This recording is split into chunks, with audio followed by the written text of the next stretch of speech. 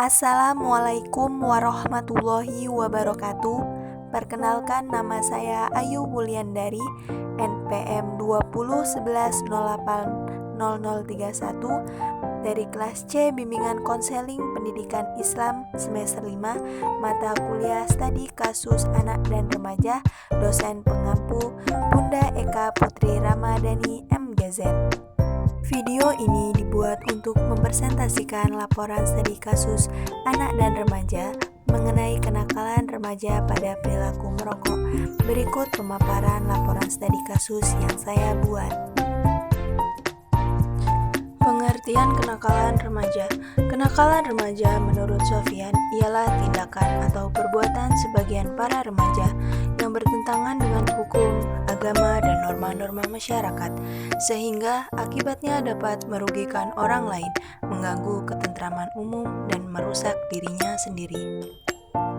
Agama pula menjelaskan kenakalan remaja merupakan apa yang dilarang dan apa yang disuruh dan sudah barang tentu semua perbuatan nakal, serta dapat dikatakan perbuatan yang tidak diinginkan dalam agama. Selanjutnya, pengertian perilaku merokok. Perilaku merokok pada peserta didik merupakan salah satu bentuk kenakalan remaja. Bentuk kenakalan remaja seperti ini sering dijumpai di kalangan peserta didik.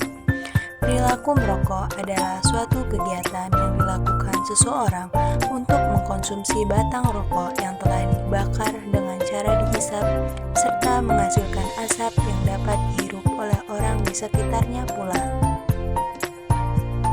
Analisis masalah yang dapat disampaikan. Setelah menganalisis dari jurnal penelitian bahwa peserta didik yang merokok disebabkan oleh berbagai faktor. Kebanyakan dari peserta didik yang merokok adalah karena mencoba-coba. Ada juga karena ajakan teman dan ikut-ikutan teman dan melihat orang dewasa sedang merokok. Setelah menganalisis masalah tersebut, selanjutnya yaitu mendiagnosis.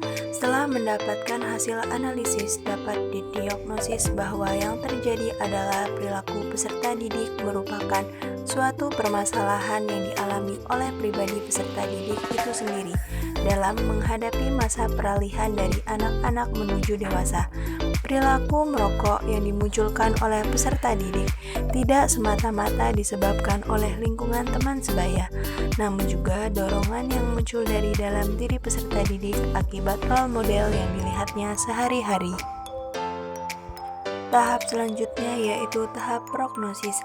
Pada tahap ini jenis bantuan untuk membimbing peserta didik di mana dapat diselesaikan dengan memberikan strategi layanan bimbingan dan konseling berupa bimbingan kelompok dengan teknik psikodrama.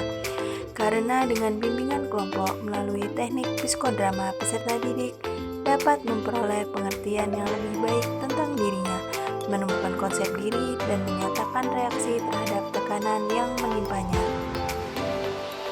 Selanjutnya ada langkah-langkah pelaksanaan teknik psikodrama. Yang pertama ada tahap persiapan. Tahap persiapan atau bisa juga disebut dengan tahap pemanasan merupakan bagian penting dalam menumbuhkan kepercayaan dan ikatan dalam kelompok. Dalam pemanasan terdiri dari kegiatan awal. Hal ini bertujuan untuk mendorong keterlibatan secara maksimal. Yang kedua, tahap pelaksanaan. Pada tahap ini, kelompok melakukan aksi drama untuk mengeluarkan pikiran, sikap, dan perasaan yang mereka tidak sadari.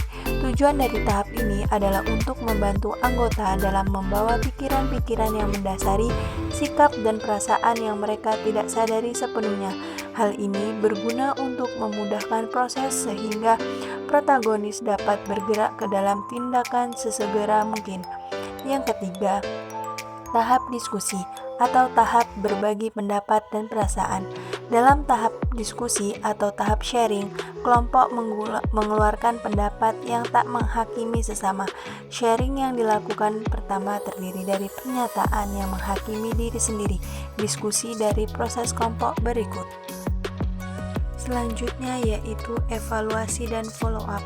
Setelah melaksanakan treatment untuk peserta didik diharapkan menunjukkan bahwa bimbingan kelompok dengan teknik psikodrama berpengaruh terhadap peningkatan pemahaman siswa yang ditandai meningkatnya pemahaman siswa mengenai bahaya rokok dan menurunnya tingkat merokok siswa. Layanan bimbingan kelompok dengan teknik psikodrama dapat dijadikan alternatif dalam meningkatkan etika pergaulan. Hal yang diinginkan dengan meningkatnya etika pergaulan peserta didik dan rendahnya perilaku menyimpang peserta didik setelah diberikan layanan tersebut. Baiklah, itu tadi hasil dari laporan studi kasus yang saya buat. Apabila terdapat kalimat atau kata-kata yang salah, saya pribadi memohon maaf. Saya akhiri, wassalamualaikum warahmatullahi wabarakatuh.